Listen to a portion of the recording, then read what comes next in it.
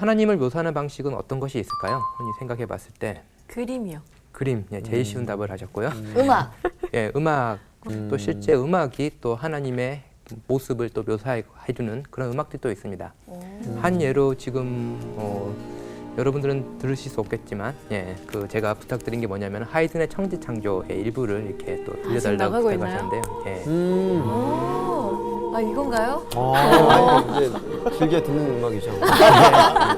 굉장히 어색하네요. 예, 이 부분이 지금 제가 부탁드렸던 부분이 이제 빛이 있으라라는 창세기 구절을 이제는 음악으로 이렇게 표현을 한 부분입니다. 뭐 이런 식으로 음악으로 네. 예, 하나님의 활동을 이제 어느 정도 이제 묘사하려는 그런 예도 있겠고요. 또 저희가 가끔씩 볼 수 있는 것 중에 하나 뭐냐면은 영화에 보면은 아 맞아. 예, 하나님이 나타나기도 합니다. 맞아요. 한 저 예로 이거 보면은, 기억나요. 예, 이 영화 브루스 올마이티에서 브루스 올마이티. 예, 모건 프리먼이라는 이 흑인 배우가 이제 하나님 역할을 했었죠. 이때까지 주로 영화에서 하나님 역할을 이제 백인 배우들이 많이 네. 했었는데 여기서는 이제는 유명한 예, 흑인 배우인 모건 프리먼이 하나님 역할을 아주 예, 독특하고 재밌게 잘 해냈습니다. 저 영화에서 또 그 막 수리공도 되셨다가 막 뭐 비서처럼도 계셨다가 저렇게 뭐 회장님처럼 앉아 계시기도 하고 직업이 막 바뀌더라고요. 네. 그런데 이제 또 그 하나님의 묘사에 대해서 많은 이야기가 있었는데 중요한 부분 중에 하나가 뭐가 있을까요? 저희가 이때까지 눈으로 보이는 걸 주로 설명을 해왔잖아요. 네. 그림 아니면 배우, 예, 아니면 귀로 들리는 거, 예, 음악을 했는데 하나님을 묘사하는 방법 중에 이제 성경에서 제일 많이 쓰이는 방식 중에 하나는 뭐냐면은 시입니다. 시. 언어를 통해서 하나님을 묘사를 하고 있죠. 그래서 시편도 아시다시피 다 시로 되어 있지만 저희가 이사야서를 읽을 때 그 한글로 번역된 이사야서는 그냥 이렇게 그 시가 아닌 것처럼 되어 있지만 이사야서도 예, 시로 되어 있습니다. 예. 이사야서의 중간 부분을 보면 이렇게 아름다운 시가 많이 있는 것을 보실 수가 있는데요. 이런 식으로 이제는 시를 통해 가지고 시라는 것이 실제 언어가 보여주는 것보다 더 많은 의미를 풍성하게 담아내는 그런 양식이기도 하잖아요. 그래서 시가 많이 쓰이고 있습니다. 그래서 어떤 분들은 이제는 그 십계명에서 형상을 금지했기 때문에 예, 그 유대교에서 그리고 유대인들 사이에 발전한 예술 양식 아니면 미학적인 양식이 바로 시라는 것이 발전이 되었다라고 독특한 형태의 하나님의 아름다움을 찬미하는 방식이 발전됐다라고 주장을 하기도 합니다. 그래서 저희가 보통 이 하나님을 어떻게 묘사할 것인가에 대한 논의를 할 때, 예, 그리고 뭐 기독교 내에서도 과연 십자가를 뭐 예배당에 걸어둘 것인가 말 것인가 뭐 이런 논의를 할 때 보통 제일 많이 참고를 하는 그런 성경 구절이 어디냐라고 할 때 출애굽기 20장 3절입니다. 그것을 이제 지현 씨가 한번 읽어주시겠어요? 네. 너는 나 외에는 다른 신들을 내게 두지 말라. 네, 아주 유명한 구절. 그 다음 또 읽어주시겠어요?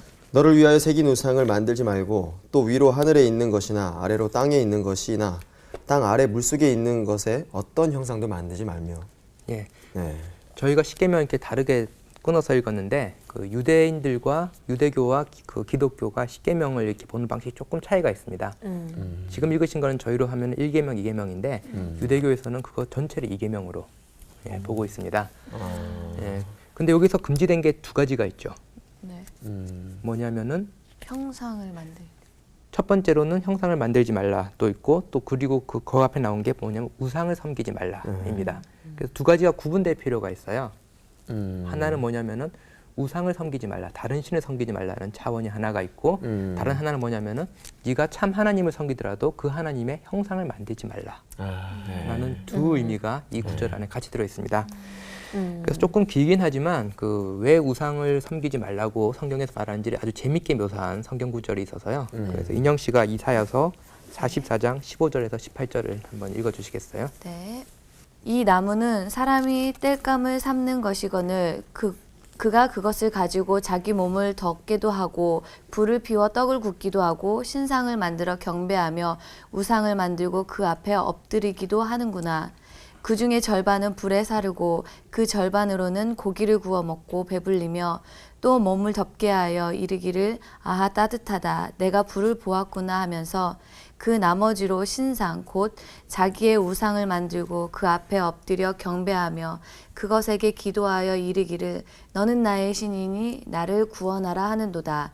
그들이 알지도 못하고 깨닫지도 못함은 그들의 눈이 가리워서 보이지 못하며 그들의 마음이 어두워져서 깨닫지 못함이니라. 예, 재밌죠? 와, 왜냐면 나무 같은 나무인데 네. 반은 잘라가지고 그걸로 땔감도 하고 고기도 구워 먹고 예, 몸을 그러고 덮기도 하고. 몸을 덮기도 하고 아 좋아 그랬다가 또 나머지 반을 가지고는 또 신을 만들어가지고 네. 너는 나의 신이다 나를 구원하라 이렇게 말한다라는 거죠. 아, 네. 예, 그래서 여기 보시면은 한편으론 우상이란 것이 이렇게 예, 거짓 신을 섬기고 있고 실질적으로 이제 말이 안 되는 예, 그런 종교 행위다라는 것을 이사야서에서 아주 재미있게 예, 말해주고 있습니다. 여기서 보이는 첫 번째 부분이 뭐냐면은 우상을 만들지 말아야 거짓 신이다 라는 거고요. 그 다음에 이사야서 40장 18절을 예, 이번에 원구 씨가 한번 읽어주시겠어요? 네. 그런즉 너희가 하나님을 누구와 같다 하겠으며 무슨 형상을 그에게 비기겠느냐. 아멘. 예, 여기서 보시면 하나님은 비길 수가 없기 때문에 어떻게도 형상을 만들 수 없다라는 거죠.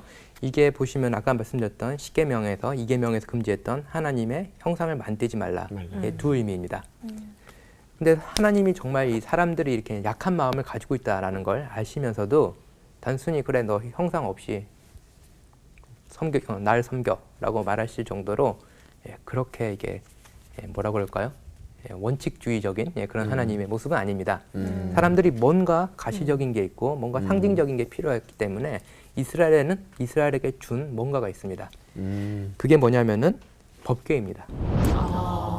예, 그래서 이제 법궤는 하나님의 형상이 없지만 뭐가 있죠?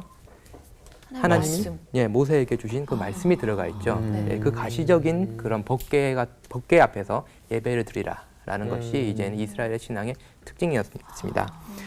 그래서 여호수아 24장 1절을 예, 김윤주 아나운서님이 한번 읽어주시겠어요?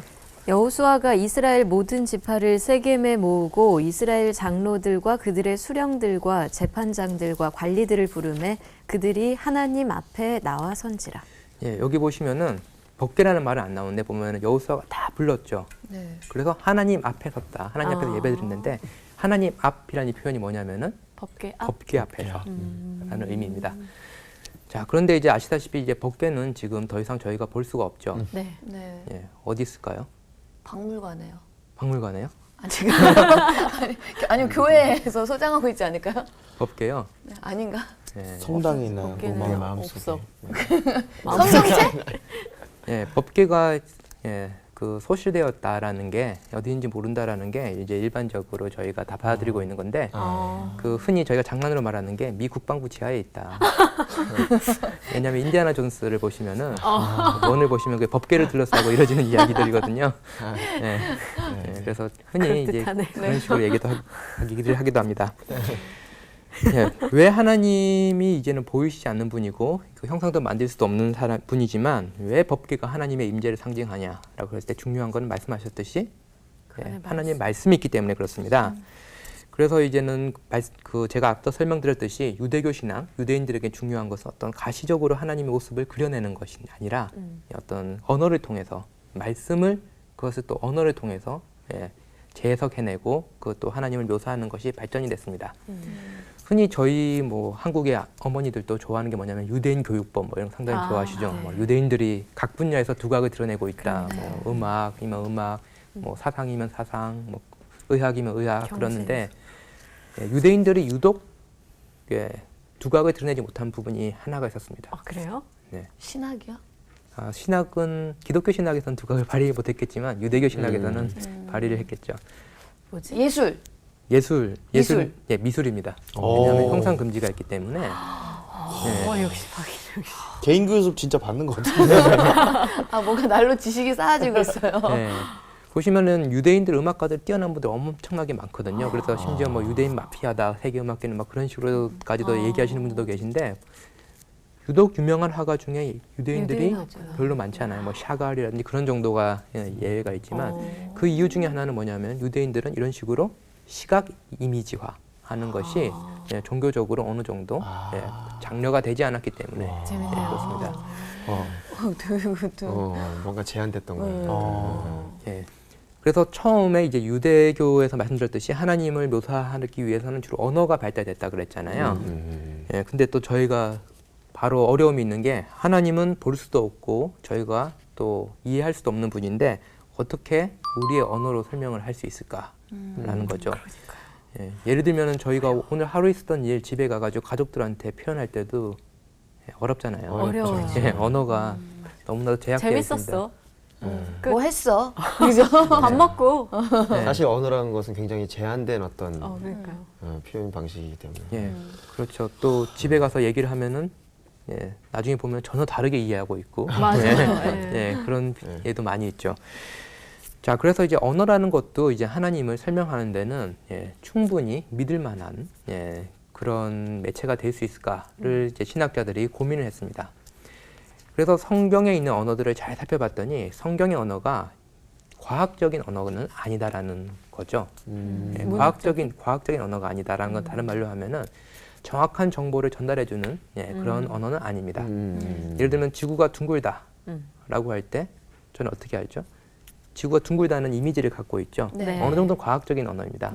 근데 아시다시피 지구가 완전히 구형은 아니잖아요. 그렇죠.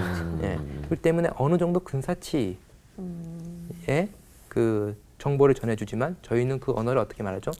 믿을 만한 언어라고 생각하는 거죠. 예, 지구는 둥글다라고 하는데 갑자기 왜 그런 말씀하시나요? 지구는 원이 아닌데 라고 말하시는 분은 없잖아요. 그러니까 어느 정도 믿을 만한 정보가 전달이 됩니다. 근데 성경이 이렇게 그 묘사할 수도 없고 알 수도 없는 하나님을 표현하기 위해서 쓰는 언어들은 특징이 몇 가지가 있는데요. 첫 번째 특징은 뭐냐면은 유비의 언어입니다. 애널러지라고 영어를 하고요. 비유. 예, 비유라고도 하는데 유비. 예, 유비 이게 어떤 예가 있는지를 한번 시편 103편 8절을 예, 지연 씨가 한번 읽어주시겠어요? 네. 여호와는 긍휼이 많으시고 은혜로우시며 노하기를 더디하시고 인자하심이 풍부하시도다. 네.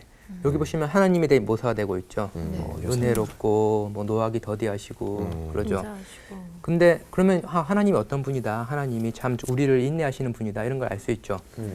근데 이때 중요한 건 예를 들면은 노하기를 더디하신다. 화를 천천히 내신다라는 거죠. 네. 그게 우리가 가지고 있는 화를 천천히 내는 예, 그 부모님의 중요한 예, 그런 그 특징 중에 하나가 되는데요. 예, 그래서 저희는 하나님 묘사할 수 있는 방법이 없기 때문에 인간을 묘사하는 언어를 가지고 예, 어느 정도 믿을 만한 예, 하나님에 대한 묘사를 하는 거죠. 네. 그렇지만 정확하게 일치를 한다고는 할 수는 없습니다. 예, 그것을 항상 염두를 해두셔야 되고요.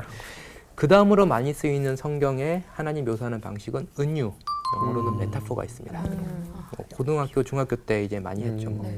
예, 저 달은 나의 마음, 내 뭐 마음은 이런, 호수. 예, 내 마음 호수 뭐 이런 거 많이 했죠. 또 성경에 그런 예들이 상당히 많이 등장을 합니다. 그래서 이런 은유가 함축적으로 들어있는 성경 구절 하나를 제가 소개해드리면요.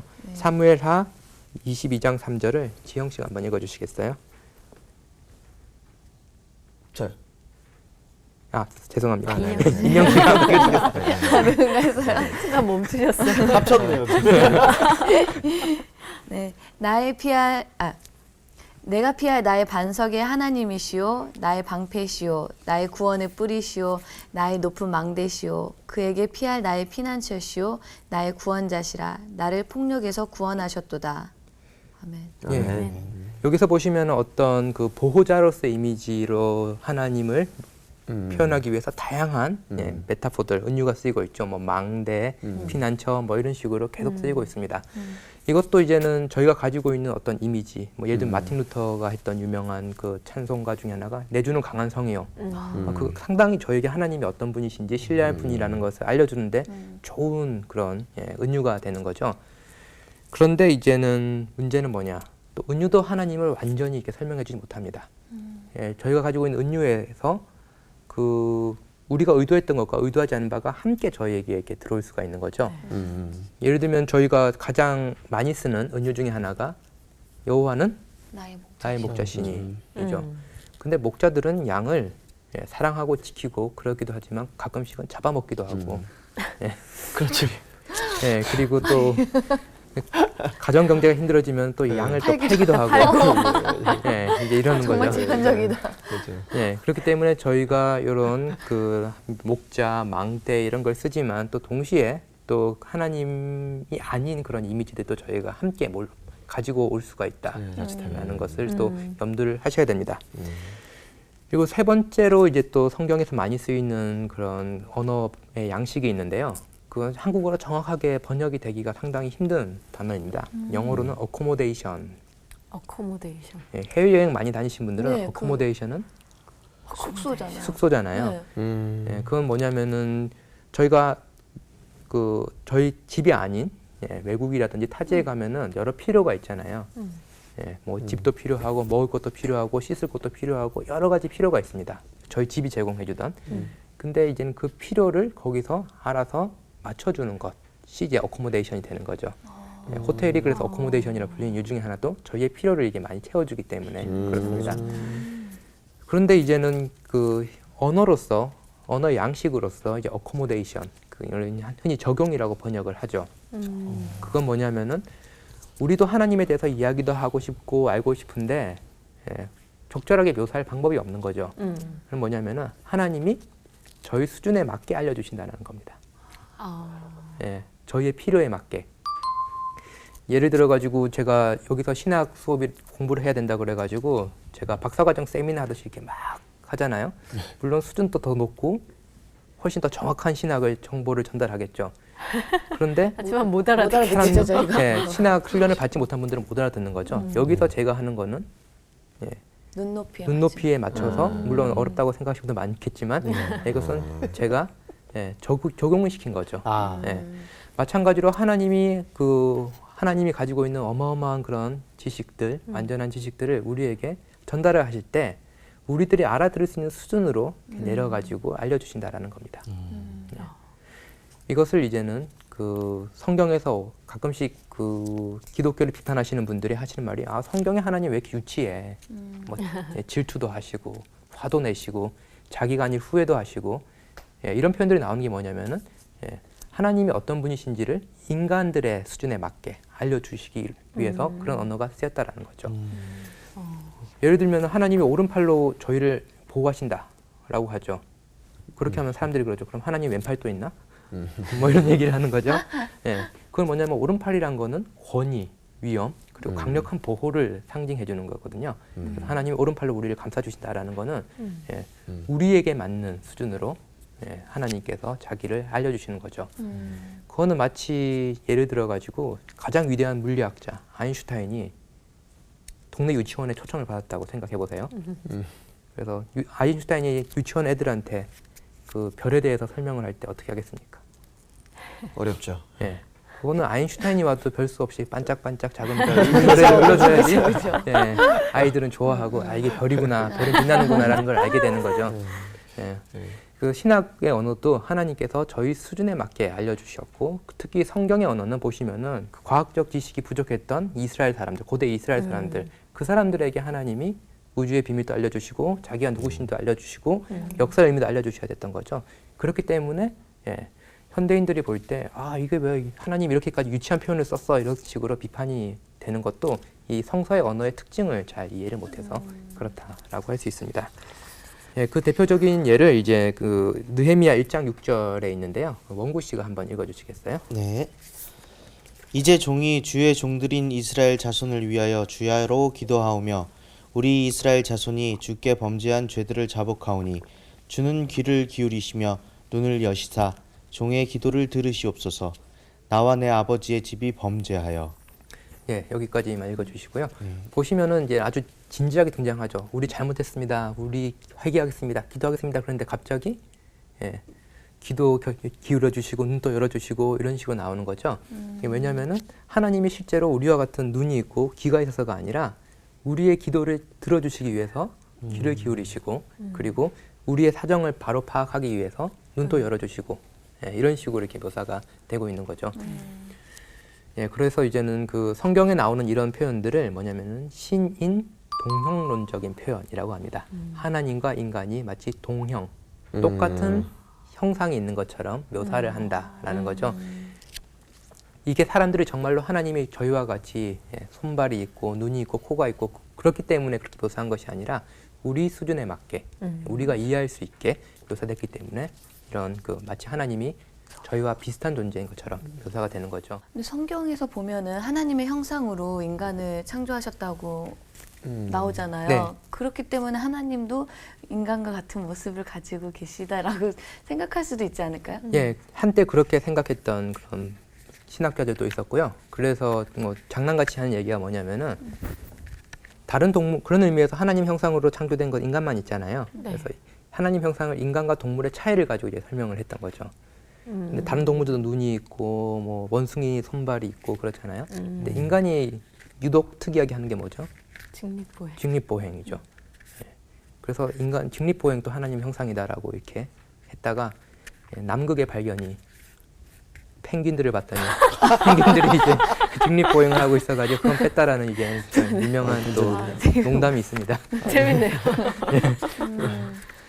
예, 그러면은 이제 그림으로 좀 돌아와서 얘기를 해보도록 하겠습니다. 실질적으로 많은 분들이 이제 질문을 던지는 건 왜 그림을 가지고 하나님을 묘사하느냐라는 질문이거든요.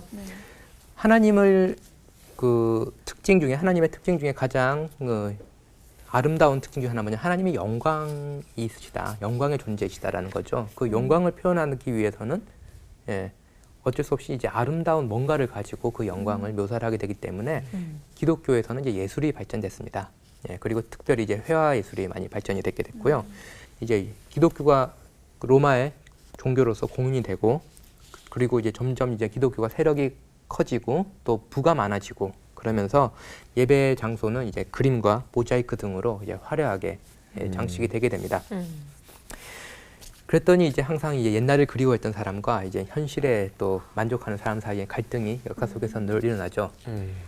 그래서 6세기 정도 되면은 너무 이제는 그 예배 장소가 화려하게 장식됐다라는 이유로 이제 논쟁이 벌어지게 됩니다. 그래서 마르세유의 주교였던 세레누스라는 사람이 교회 내에 있는 그런 예술 작품들을 이제는 파괴를 하게 되죠. 그랬더니 이제는 항상 이런 행동이 일어나면 또 교회가 또 쪼개지잖아요. 논쟁이 붙으면서 이제 교회가 이제 분열될 위기가 있으니까 그 당시에 교황이었던 아까 제가 말씀드렸던 그레고리 교황이 이제는 편지를 보냅니다. 마르세유한테 너는 조금 너무 과격하게 했는데 어떤 의도로 그걸 한 줄 알겠는데 조금 더 목회적으로 적절한 태도를 취했어야 된다라고 보냅니다. 근데 이제 마르세유가 그 편지를 무시를 하고 계속 했던 거죠. 그러면서 이제는 이 편지는 교황이 보냈을 리가 없다. 편지 위작설까지 주장하면서 계속했더니 엄청나네요. 이제는 교황이 길게 더 편지를 보내죠. 그러면서 내가 왜 그 교회 내에서 그림을 허락하는지 그 입장을 정리해서 보내겠다라고 해서 긴 편지를 보내게 되는데, 그 입장이 이제 그 이후로 왜 교회에서 그림이 쓰이고 어떻게 쓰이게 되는지에 대해서 이야기를 할 때 아주 중요한 근거 텍스트가 됩니다. 본문이 됩니다. 저희가 늘 이제 초대교회, 중세교회를 생각할 때 하나 염두해야 될 건 뭐냐면은 우리 같은 성경이 없었고 사람들이 교육을 대부분 받지 못했기 때문에 글을 읽지 못했다라는 것을 염두를 해야 됩니다. 그렇기 때문에 이제는 사람들이 뭐 집에서 성경을 읽을 턱도 없고요. 그렇기 때문에 종교에 대해서 알 수 있는 그 유일한 시간이 예배 시간. 교회에 오는 시간이고, 그리고 성경 대신에 종교에 대해서 배우고 그것을 끊임없이 복습할 수 있는 장소는 교회입니다. 그런 의미에서 교회는 흔히 이런 말도 하는데요. 돌로 된 백과사전이었다. 그런 말을 하기도 하는 정도로 그 유럽의 이제는 중세라든지 그런 성당들 가보면은 정말 화려하게 이렇게 장식이 되어 있고 성경 이야기들이 빼곡히 이렇게 묘사가 되어 있다라는 것을 이제 많은 뭐 직접 여행 가보신 분이나 아니면 책을 통해서 아실 수가 있습니다. 그래서 이제 그레고리 같은 경우는 요걸스 두 개를 이제 구분을 계속 하려고 그러죠. 글을 못 읽는 문맹자들을 위해서는 그림이 필요하다. 하지만 글을 읽을 수 있는 교육받은 사람들은 성서를 통해서 할 수 있다라는 거죠. 그래서 만약에 교회가 이 모든 그런 예술 작품들, 종교화들을 없애버리면은 정말 인구의 대다수를 차지하고 있는 글을 못 읽는 사람들의 어떻게 종교 교육이 가능할 것인가? 라는 질문을 던집니다. 그래서 그레고리 교황은 교회 내에서 예술을 옹호하는 이유로 이제 세 가지를 이제 제시를 하는데요. 첫 번째는 교훈적입니다. 책을 못 읽는 사람들에게 예수 그리스도의 그런 다양한 사역들을 보여주고, 그리고 이스라엘의 역사를 보여주는 역할을 해가지고 사람들을 가르치는 역할을 해주는 게 일단 그림의 역할입니다. 두 번째 역할은 뭐냐면은 회상적입니다. 회상적. 뭘 회상해야 될까요?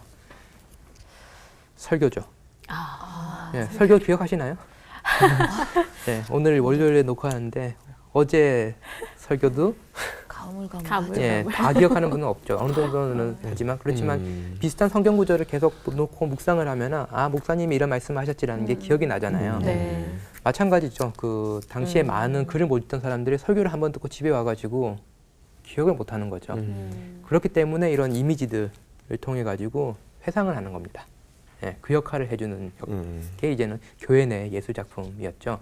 그래서 중요한 게 뭐냐면은 설교와 무관하게 예술 작품들을 만들어 놓은 게 아닙니다. 설교의 보조 역할로서 예술 작품들이 있었던 거죠.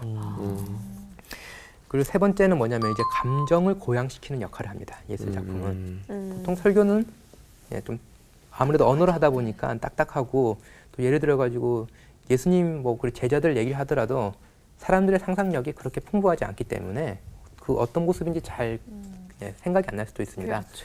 그렇기 때문에 그렇지만 이제 예술로 표현을 하면은 사람들의 감정에 직접적인 영향을 받게 되는 거죠.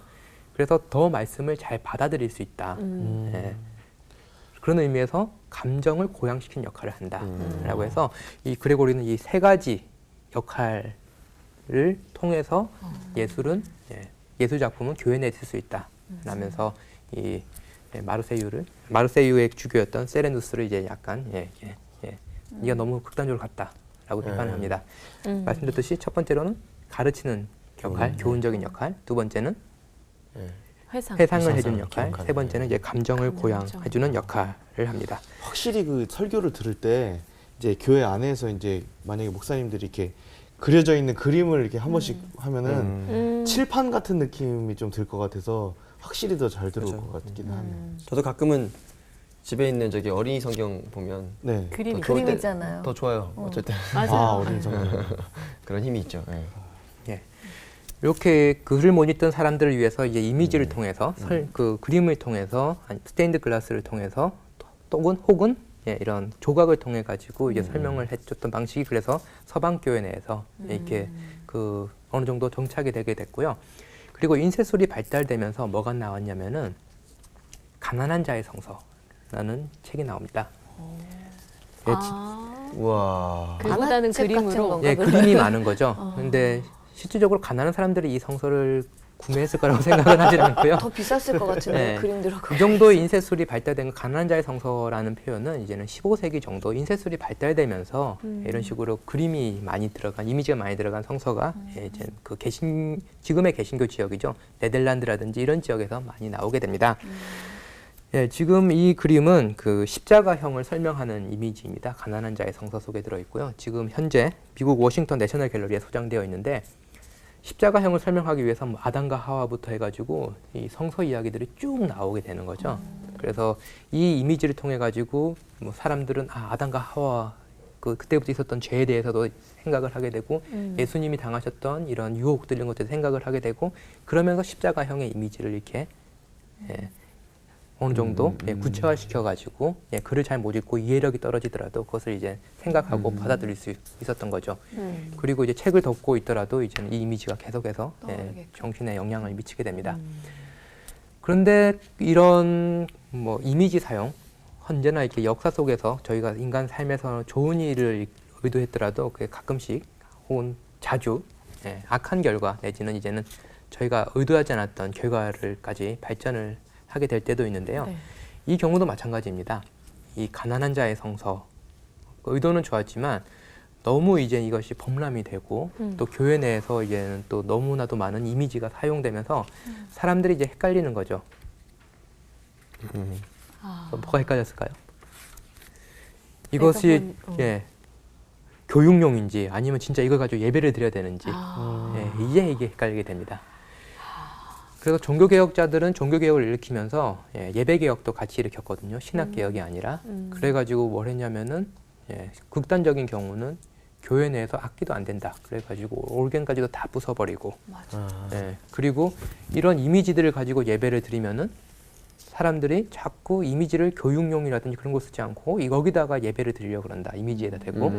예, 그러면서 어떤 일이 일어나냐면은 성상 파괴 운동이 일어나게 됩니다. 자, 이게 개신교에서 많이 쓰고 있는 그 신앙 고백서 중에 하나인 하이데베르크 요리문답에 나와 있는 한 구절인데요. 성상을 그 이미지라든지 이런 것들을 어떻게 볼 것인가에 대해서 당시 종교개혁 당시의 입장을 아주 잘 요약을 해줍니다. 제가 한번 천천히 읽어볼게요. 제2계명에서 하나님께서 원하시는 것은 무엇입니까? 라는 질문이 있고요. 거기에 대한 답으로 어떤 형태로든 하나님을 형상으로 표현하지 않는 것이고 하나님이 그의 말씀에서 명하지 아니한 다른 방식으로 예배하지 않는 것입니다. 예, 제가 아까 그 십계명, 이계명에서 보인 거는 한편으로는 다른 우상 만들지 말고 또 다른 하나는 하나님의 형상 만들지 말라인데 여기서는 앞에 부분은 이미 기독교 국가가 됐으니까 그다지 중요하지 않다고 생각해서인지 이게 생략이 되어 있고요. 두 번째, 하나님의 형상으로 하나님을 형상으로 만들지 말라. 이고 거기다 하나가 더 붙은 거죠. 하나님이 말씀에서 명하지 않는 다른 방식으로 뭐 그게 그림이 됐던 뭐 음악이 됐던 그걸로 하나님을 예배하지 않는 것이다 하는 겁니다. 그 다음에서 이제는 중요한 질문 98번째 질문이 나오는데요. 뭐냐면은 그렇다면 교회에서는 평신도를 위한 책으로서 형상들을 허용해서도 안 됩니까? 아까 말씀드렸던 그레고리가 받았던 질문이죠. 평신도들, 다른 말로 하면 글을 못 읽고 성경을 소유하지 못한 사람들을 위해서도 이미지를 사용해서도 안 됩니까? 라는 질문이죠. 근데 그 중세 논쟁에서는 그 사람들을 위해서는 허용해도 된다 입장인데 종교개혁에서는 어떻게 하냐면은 그렇습니다. 우리는 하나님보다 더 지혜로운 채에서는 안 됩니다. 하나님 하지 말라고 그랬는데 우리가 다른 이유를 만들면 안 됩니다. 라는 거죠. 그래서 하나님께서는 그의 백성들이 말 못하는 우상을 통해서가 아니라 그의 말씀에 대한 살아있는 강서를 통해 가르침 받기를 원합니다. 그래서 오직 말씀, 설교를 통해서만 교육이 돼야 된다라고 하고 그래서 실제 이제는 많은 그 이미지들, 조각들이 파괴되게 됩니다.